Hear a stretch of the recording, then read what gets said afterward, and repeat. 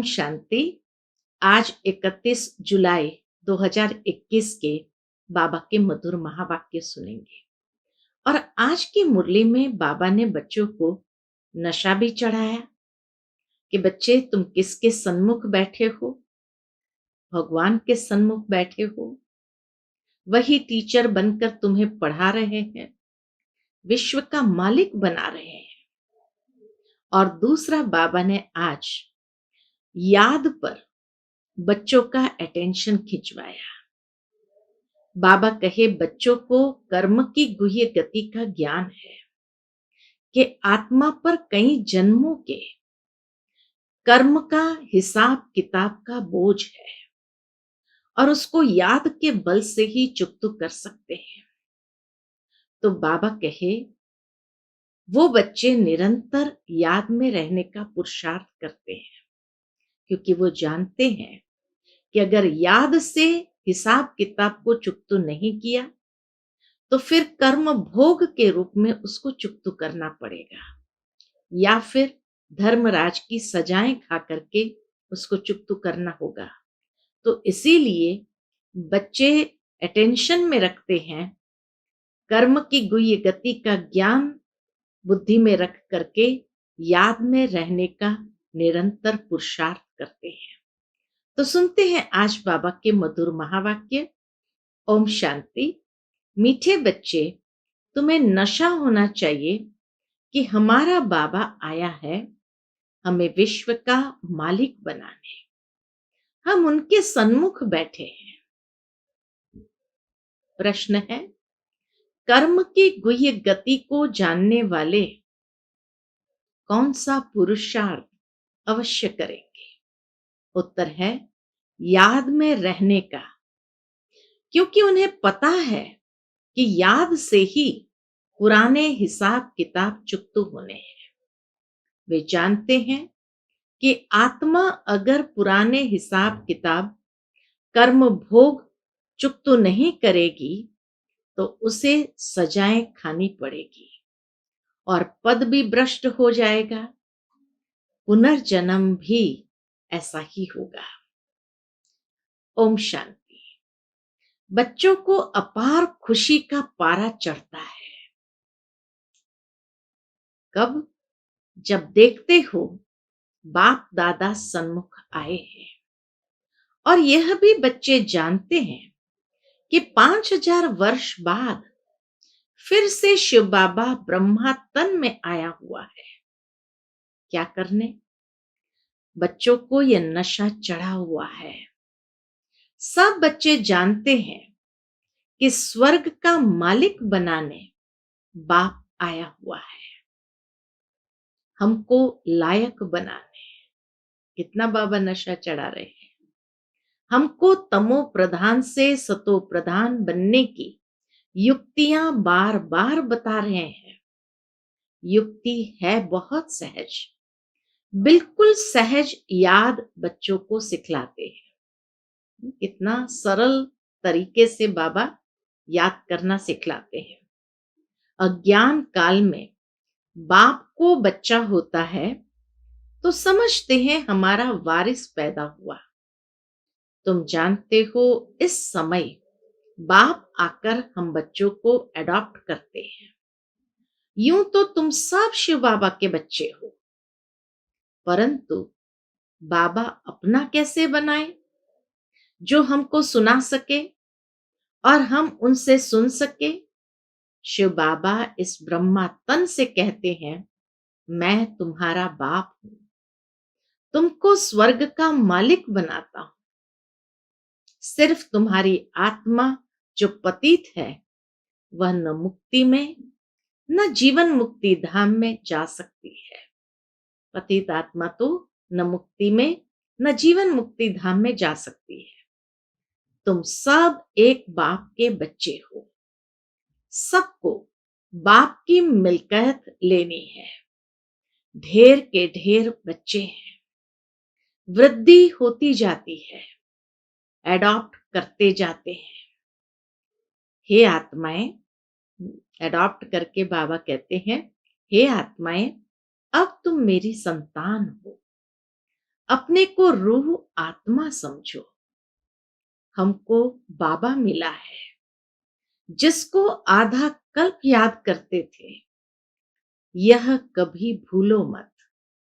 कितना प्यार से बाबा सिखाते हैं कैसे बाबा से मीठी मीठी रूहान करनी है। आधा कल्प आत्मा इस शरीर द्वारा याद करती आई है। क्या याद किया? हे पतित पावन, हे दुख हरता सुख करता। क्योंकि रावण राज्य है ना। बल जो अभी समझते हैं हम बहुत सुखी हैं, हमको इतने पदम है। जो धनवान लोग समझते हैं कि हम बहुत सुखी है, हमको इतने पदम है, इतने मिल्स है, कारखाने आदि है, यह तो सब अल्पकाल के लिए है। अंत में सुनो बाबा की भविष्यवाणी। बाबा कहे अंत में तो बहुत त्राही त्राही करने लग पड़ेंगे, दुख के पहाड़ गिरेंगे, इतनी सारी मिलकर सेकंड में खलास हो जाएगी। बाप से तुमको सेकंड में वर्षा मिलता है। कहते हैं तुमको सेकंड में स्वर्ग की बादशाही देता हूं। यह पुरानी दुनिया खत्म हो जाएगी, लड़ाइयां लगेगी, नेचुरल कैलेमिटीज होगी, सफाई तो चाहिए ना। तुम्हारी आत्मा भी अब पवित्र बन रही है।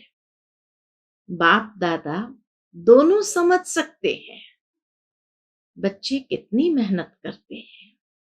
कितना बाबा समझते हुए महसूस करते हैं बच्चे कितनी मेहनत करते हैं। बाप से वर्षा पाने की मेहनत बिल्कुल थोड़ी देते हैं। अपने को आत्मा समझ बाप को याद करो, बस इतनी मेहनत बाबा हम बच्चों को देते हैं। वह रूहानी बाप है निराकार। हम आत्माएं उनको बुलाते हैं ना। बाप कहते हैं तुम्हारी आत्मा जो पतित है वो पावन कैसे बने? पतित पावन तो एक बाप है ना।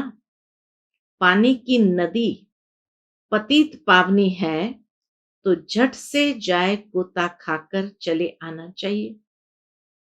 बाबा कहे अगर पानी की नदी पतित पावनी है तो झट से जाए गोता खाकर चले आना चाहिए।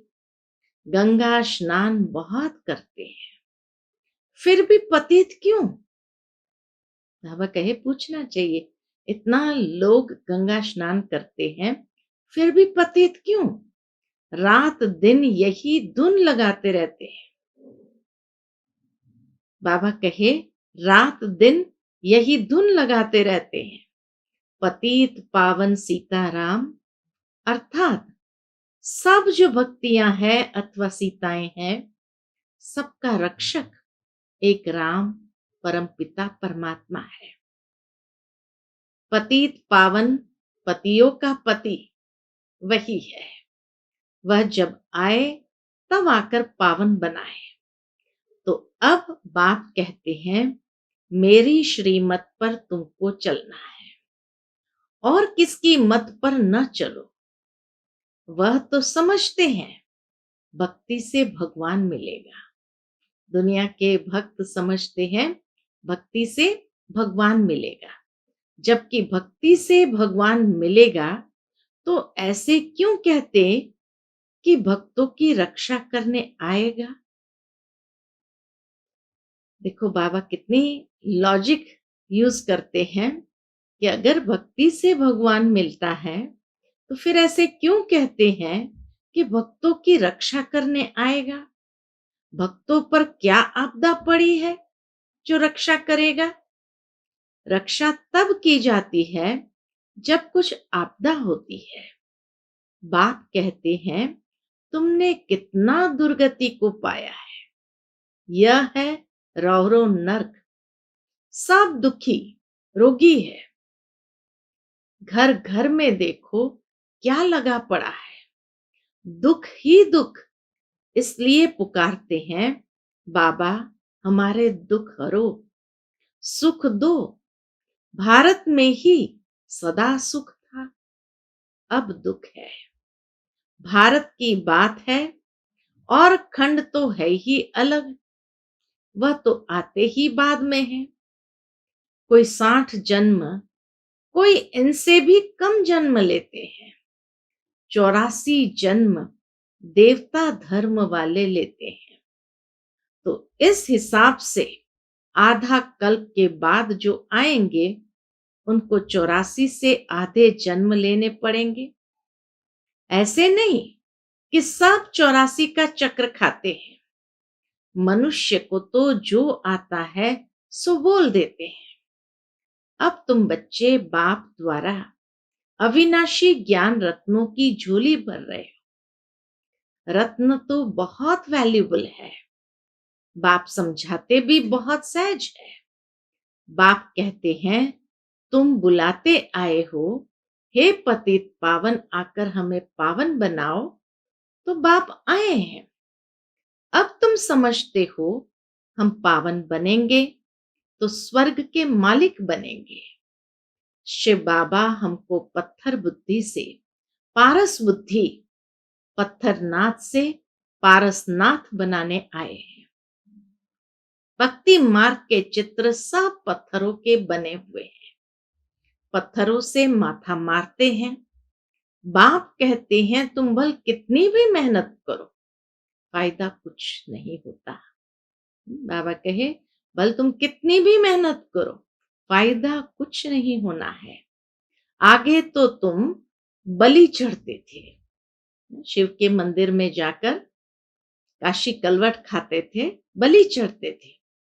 फिर भी क्या फायदा हुआ? करके देवी का दीदार होगा, फिर जैसे के तैसे।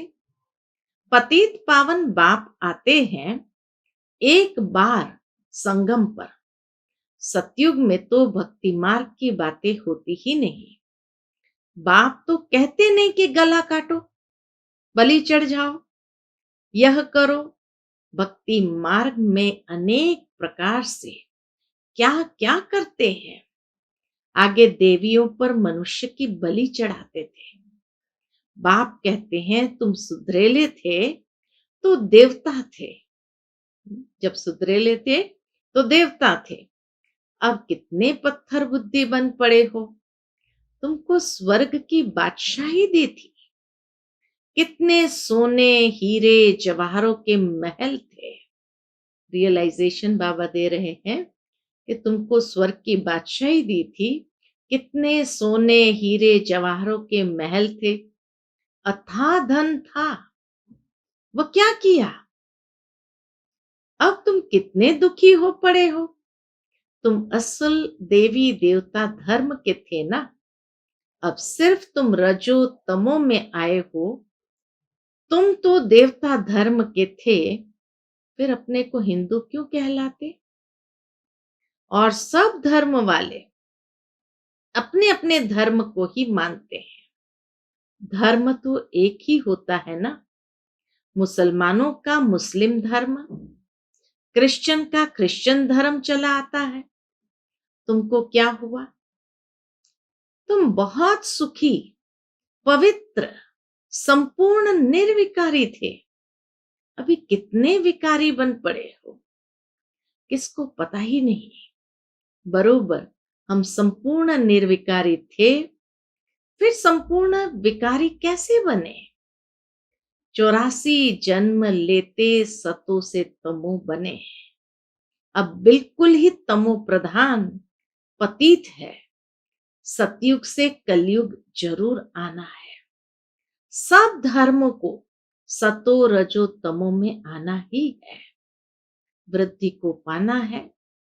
तुम भी झाड़ में हो ना, झाड़ में देखो अंत में ब्रह्मा खड़ा है। झाड़ के ऊपर चोटी में ब्रह्मा ही 84 जन्म ले जाकर अंत में खड़ा है। तुम भी जो नीचे ब्राह्मण बैठे हो, वही फिर अंत में पतित शूद्र बने हो। फिर नीचे राजयोग सीख रहे हो। तुम भी शूद्र थे, अब ब्राह्मण बने हो। यह बड़ी समझने की बातें हैं। अभी झाड़ में बहुत अच्छी समझाने है। बाबा कहे कल्प वृक्ष में बहुत अच्छी समझानी है। अभी तुम राजयोग की तपस्या कर रहे हो, तुम्हारा ही यादगार खड़ा है। ये चैतन्य दिलवाड़ा मंदिर, वह जड़, सतयुग में यह नहीं था। ये जड़ दिलवाड़ा मंदिर नहीं था। इस समय तुम अपना यादगार देखते हो। तुम प्रैक्टिकल में सच्चे सच्चे दिलवाड़ा मंदिर में चैतन्य में बैठे हो। स्वर्ग की स्थापना हो रही है, फिर स्वर्ग में आएंगे तो यह मंदिर आदि कुछ होंगे नहीं। स्वर्ग में तो मंदिरों की आवश्यकता नहीं। यह मम्मा बाबा और हम बच्चे बैठे हैं, हूबहू यह तुम्हारा मंदिर है। दिलवाड़ा मंदिर में जगदम्बा की मूर्ति है, आदिनाथ की मूर्ति है और बाकी सब तपस्वी दिखाए हुए हैं। इसलिए बाबा कहे बाबा मम्मा भी हैं और बच्चे भी हैं। यह हूबहू तुम्हारा मंदिर है। नाम ही रखा है मधुबन, चैतन्य दिलवाड़ा मंदिर। मधुबन अर्थात जो मधुरता का वन, वन माना तपस्या का स्थान, जो अति मधुर तपस्या का स्थान है, इसीलिए उसको कहा मधुबन। फिर जब भक्ति मार्ग शुरू होगा तो फिर ये मंदिर बनाएंगे। बाप ने तुमको बहुत धनवान बनाया था, तो तुम ही फिर उनका मंदिर बनाते हो। शिव का मंदिर एक नहीं बनाते, सब बनाते हैं, यथा योग्य यथा शक्ति। जैसे ही द्वापर युग शुरू होता, सबसे पहले शिव बाबा के मंदिर बनाते हैं, यथा योग्य यथा शक्ति। तुम जानते हो हम पूज्य थे, फिर द्वापर में पुजारी बने हैं। शिव बाबा जो इतना शाहूकार बनाते हैं भक्ति में, फिर तुम ही उनका मंदिर बनाएंगे। इन बातों को अभी तुम ही जानते हो। तो अब पुरुषार्थ कर फिर राजाओं का राजा बनना चाहिए।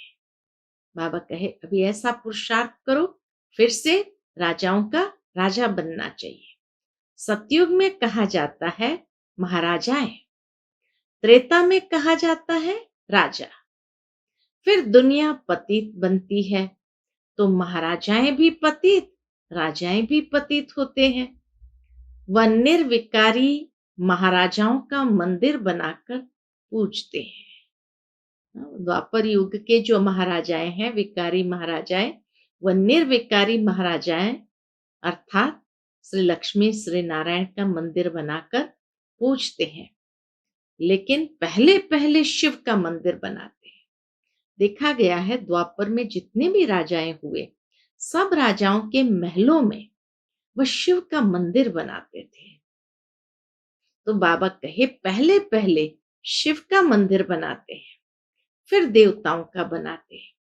खुद ही मंदिर बनाकर पूजते हैं। 84 जन्म तो भोगते हैं ना। आधा कल्प तुम पूज्य, फिर आधा कल्प पुजारी बनते हो। मनुष्य फिर समझते हैं भगवान आपे ही पूज्य, आपे ही पुजारी है, सब कुछ आपे ही देते हैं, आपे ही छीन लेते हैं। सोचते भगवान ही देते हैं, फिर छीन भी लेते हैं। अच्छा, जबकि उसने दिया और लिया, फिर तुमको क्यों चिंता लगती है? तुम तो ट्रस्टी हो गए। कितनी सरल रीति से बाबा ट्रस्टीपन को विकसित करने की प्रेरणा देते हैं। फिर रोने की क्या दरकार है? बाप बैठ आत्माओं को समझाते हैं। अब तुम आत्म अभिमानी बनते हो। नंबरवार आत्म अभिमानी जरूर बनते, लेकिन नंबरवार। कोई तो बिल्कुल बाप को याद करते ही नहीं है, देही अभिमानी रहते ही नहीं है। यहां कितना समझाया जाता है, अरे तुम आत्मा हो, परमात्मा तुमको पढ़ाते हैं, आत्मा में ही संस्कार रहते हैं। आत्मा ही बैरिस्टर आदि बनती है, आत्मा मैजिस्ट्रेट बनती है। कल क्या बनेंगे? अगर आत्मा बाप को अच्छी रीति याद करती रहेगी तो फिर अमर लोक में जाकर जन्म लेंगी, मृत्यु लोक में फिर दूसरा जन्म नहीं लेंगी। अगर कुछ हिसाब किताब रहा हुआ होगा तो सजा खानी पड़ेगी। कर्म भोग भोग कर चुकतू करना होगा, फिर पद ऊंच नहीं मिलेगा। यह कर्मों की गुह्य गति बाप बच्चों को ही बैठ समझाते हैं। यह भी बच्चे जानते हैं। क्या जानते हैं? बाबा कहे यह भी बच्चे जानते हैं। सतयुग है सतो प्रधान, हर चीज वहां सतो प्रधान होती है। कहते हैं कृष्ण गौ संभालते थे। राजाएं गौ संभालते हैं क्या? कितना प्यार से बाबा पूछते हैं, राजाएं गौ संभालते हैं क्या? ऐसी बात तो हो नहीं सकती है। यह दिखाते हैं सतयुग में गौवें भी बड़ी फर्स्ट क्लास होती है। उनको कामधेनु कहा जाता है। जगत अम्बा सरस्वती भी कामधेनु है। 21 जन्म लिए सबकी मनोकामनाएं पूरी करती है। तुम भी कामधेनु हो। वही नाम फिर गौ पर रख दिया है जो बहुत दूध देती है। राजाओं के घर में बड़ी फर्स्ट क्लास गायें होती है, जबकि यहां भी राजाओं के पास ऐसी अच्छी अच्छी है तो स्वर्ग में कैसी सुंदर होगी। वहां कोई बांस बदबू आदि बिल्कुल नहीं होती है।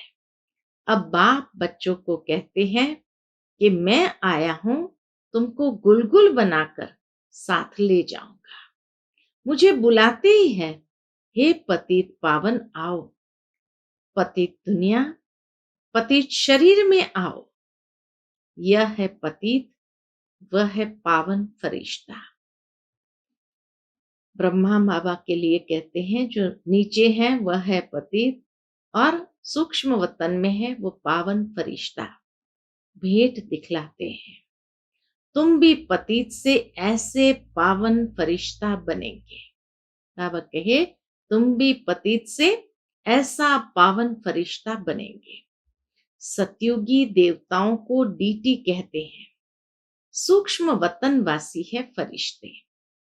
अब तुम फरिश्ते पवित्र बनते हो। बाप कितनी सहज शिक्षा देते हैं। यहां जब आते हैं तो कोई भी बाहर वाले मित्र संबंधी घर घाट धंधा दूरी आदि याद नहीं करना है। बाप के सन्मुख आए हो ना, यहां आए ही हो किस लिए? योग की कमाई करने। तो इसमें लग जाना चाहिए। अच्छा, मीठे मीठे सिकिलधे बच्चों प्रति माता पिता बाप दादा का याद प्यार और गुड मॉर्निंग। रूहानी बाप की रूहानी बच्चों को नमस्ते। हम सब रूहानी बच्चों की रूहानी माता पिता बाप दादा को याद प्यार गुड मॉर्निंग और नमस्ते। नमस्ते। शुक्रिया बाबा, शुक्रिया। आज की मुरली से धारणा के लिए मुख्य सार है। पहली पॉइंट, सजाओं से मुक्त होने के लिए पुराने सब हिसाब किताब योग बल से चुकतू करने हैं। ट्रस्टी होकर सब कुछ संभालना है। किसी भी बात की चिंता नहीं करनी है। आत्म अभिमानी बनना है। और दूसरी पॉइंट, यह कमाई का समय है। इसमें घर घाट धंधा तोरी आदि याद नहीं करना है। फरिश्ता बनने के लिए एक बाप की याद में रहने का पूरा पूरा पुरुषार्थ करना है। आज का बाबा का मधुर वरदान है, अपने शांत स्वरूप स्टेज द्वारा शांति की किरणें फैलाने वाले मास्टर शांति सागर भव। अपने शांत स्वरूप स्टेज द्वारा शांति की किरणें फैलाने वाले मास्टर शांति सागर भव। वर्तमान समय विश्व के मेजॉरिटी आत्माओं को सबसे ज्यादा आवश्यकता है सच्चे शांति की। अशांति के अनेक कारण दिन प्रतिदिन बढ़ रहे हैं और बढ़ते जाएंगे। अगर स्वयं अशांत नहीं भी होंगे तो औरों के अशांति का वायुमंडल, वातावरण शांत अवस्था में बैठने नहीं देगा। अशांति के तनाव का अनुभव बढ़ेगा। अशांति के तनाव का अनुभव बढ़ेगा। ऐसे समय पर आप मास्टर शांति के सागर बच्चे अशांति के संकल्पों को मर्ज कर विशेष शांति के वाइब्रेशंस फैलाओ। आज का बाबा का स्लोगन, बाप के सर्व गुणों का अनुभव करने के लिए सदा ज्ञान सूर्य के सन्मुख रहो। बाप के सर्व गुणों का अनुभव करने के लिए सदा ज्ञान सूर्य के सन्मुख रहो। तो मांगने की आवश्यकता नहीं पड़ेगी। जैसे सूर्य के सामने खड़े होते अपने आप वो ऊर्जा प्राप्त होती है, वैसे ज्ञान सूर्य के सन्मुख रहेंगे तो अपने आप सर्व शक्तियों की ऊर्जा, सर्व गुणों की ऊर्जा स्वयं में भरती जाएगी। अच्छा, ओम शांति।